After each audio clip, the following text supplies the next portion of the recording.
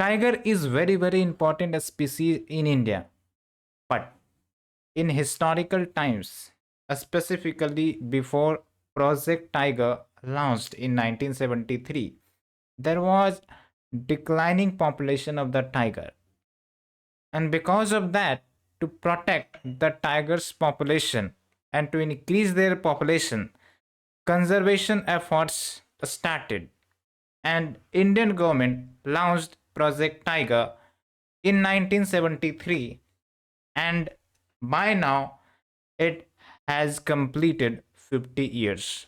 So in this 50 years, whether the tiger population increased, yes, but one more thing you have to understand, that for the protection of the tiger, what we do, we delineate national park, we delineate tiger reserve.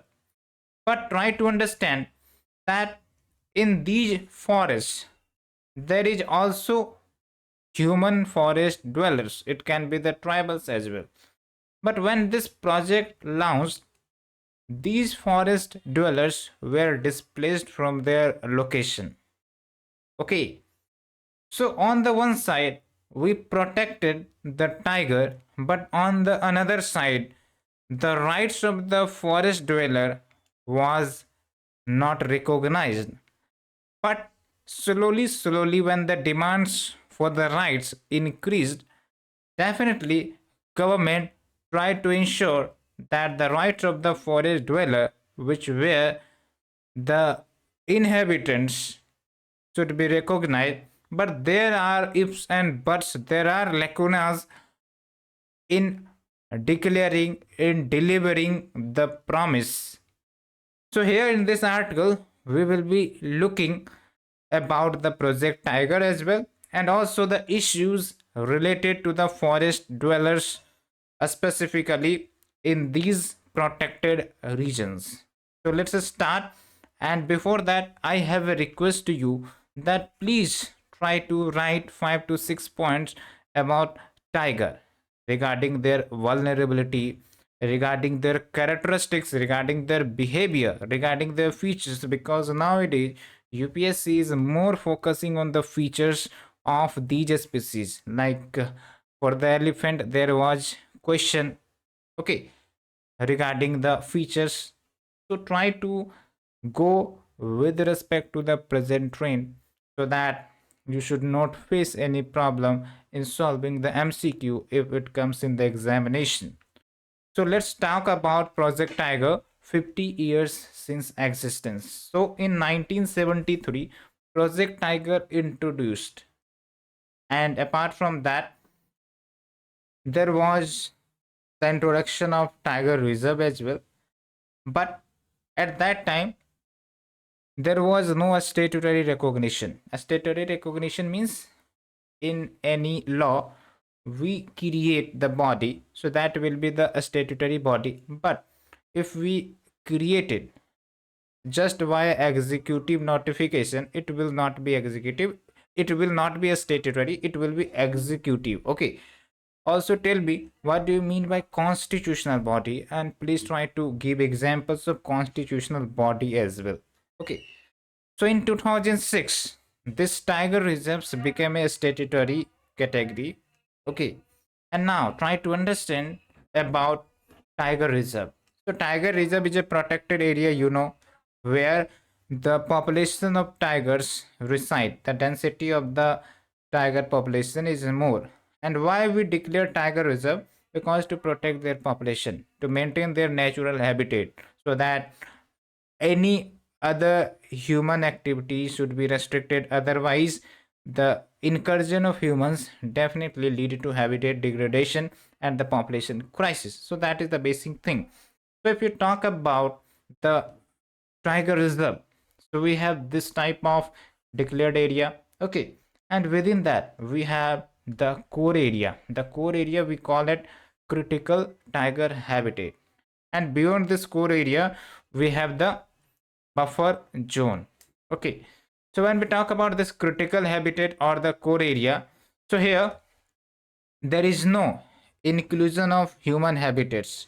It is completely restricted for the tiger population, the tiger's natural habitat. But in the buffer area, there is the allowance of the forest dwellers or the human habitants to exist with certain restrictions. Okay, so that is the thing. So hope you understood the basic. We have talked about the origin of the project Tiger as well. So on the one side, we have created the tiger reserves for the protection of the tiger, but on the another side, the rights of the forest dwellers were removed and was vested with the state government. Initially, there was 9 tiger reserves in 1973, and now we have 18 states, and in the 18 state we have 54 tiger reserves. Okay, and try to remember all these tiger reserves for the prelims, because UPSC do ask match the following or the location of these tiger reserve, and kindly remind you that not in all state we have the tiger reserve. We have just 18 state that have the tiger reserve. Okay, so we have already talked to you about critical tiger habitat. So here in this critical tiger habitat, there is no rights of the forest dwellers, okay, that were living since their history, since their generation. Okay, but beyond critical tiger habitat, there is a buffer area which is a mix of forest and non-forest land. Okay, but even though this non-forest land had an inclusive, people-oriented agenda conservation approach to protect the tigers, but there was the displacement of the people, okay, who had coexisted with the tiger generation, because this was the relationship of man and animal. Now it has become man versus animal. Okay, so the tribals or the forest dweller have the sayings that if you want to protect the tiger, you have to protect the forest, that is the habitation. But if you want to protect the forest, we, the forest dwellers or the tribals, have better quality, better understanding of the nature, and we protect. We do not exploit, we protect, and also we sustain with the nature. Okay, so we have the people. People will protect the forest, and the forest will protect the tigers. This was like the approach and the viewpoint of the forest dweller. But as we have already discussed that their rights was not recognized initially, but when understood that yes, their importance is very very important in conserving the tiger population. So in September 2006, Parliament amended the Wildlife Protection Act to create the National Tiger Conservation Authority and Tiger Conservation Plan as well. So this act only modified the forest dwellers' use of the forest, and mostly by the tribals. And there was a statement that if they want to relocate, if these forest dwellers want to relocate, so they can be relocated. Okay, and then in 2006 itself, there was the enactment of Scheduled Tribes and Other Traditional Forest Dwellers Recognition of Forest Right Act 2006. So that also recognized the forest right of these forest dwellers. Okay, and then there was like rights given to these peoples, okay, including their customary as well as traditional forest right, including in the tiger reserve. And the Gram Sabha became the authority to protect, conserve, and manage forest, wildlife, as well as biodiversity within their customary boundaries. And we have the impact of this right as well. Like Forest Rights Act secured the livelihood of 20 crore Indians.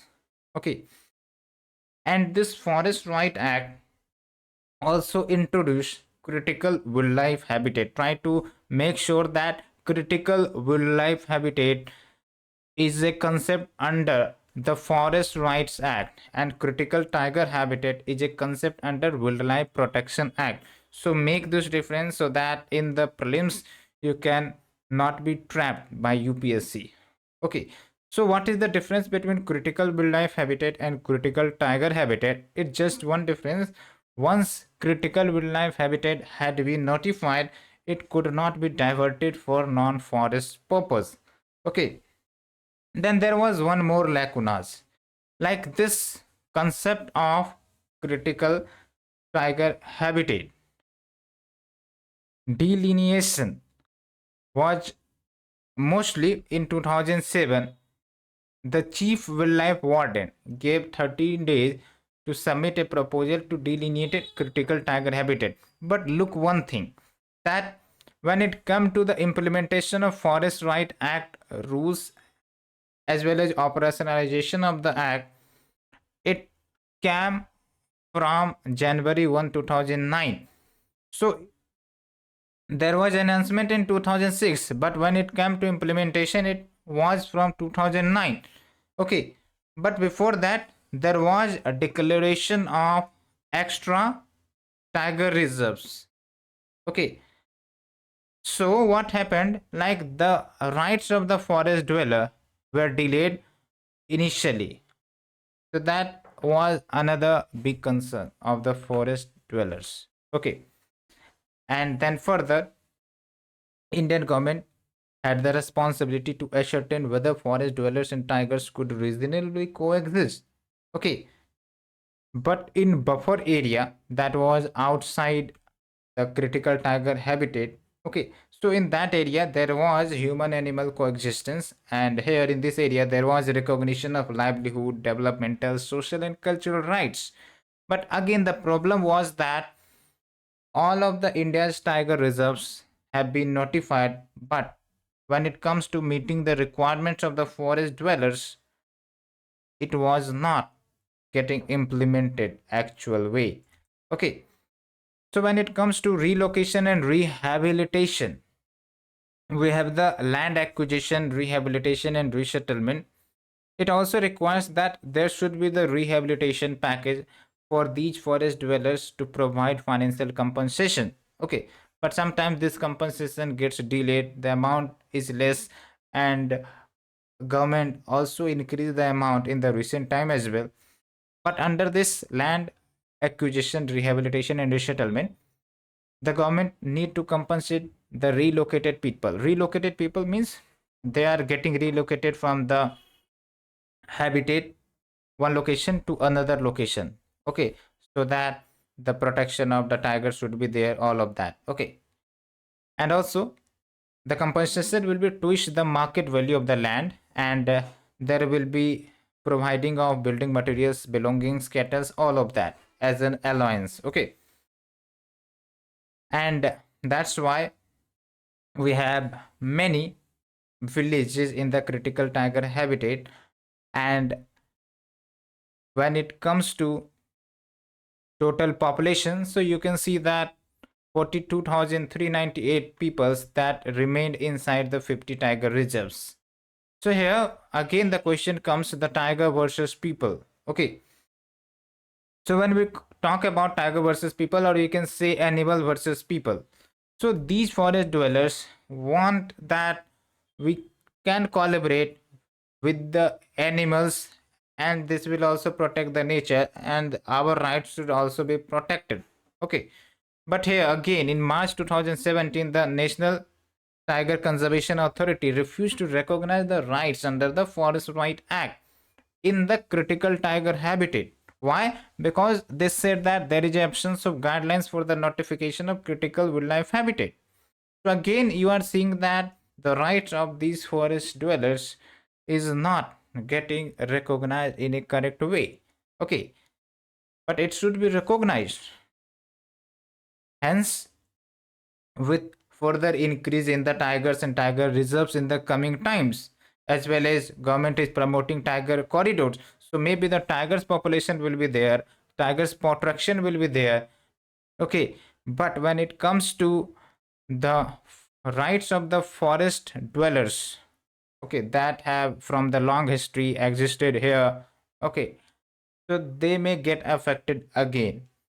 So India's tiger terrain is set to become a hot spot for the conflict, because these people will also demand for their right as well. So that is the end of the article, friends. Hope you understood. And now we have the last session of this discussion where you have to solve the prelims question. And this is the question related to art and culture. Pause the video, solve and answer in the chat box. Thank you. We will meet again in the next session.